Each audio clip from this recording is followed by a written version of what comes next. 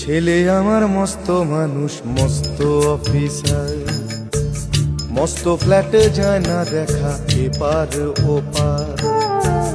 ছেলে আমার মস্ত মানুষ, মস্ত অফিসার, মস্ত ফ্ল্যাটে যায় না দেখা এপার ওপার। নানান রকম জিনিস আর আসবাব দামি দামি, সবচেয়ে কম দামি ছিলাম একমাত্র আমি। ছেলের আমার প্রতি অগাধ সম্ভ্রম, আমার ঠিকানা তাই বৃদ্ধাশ্রম।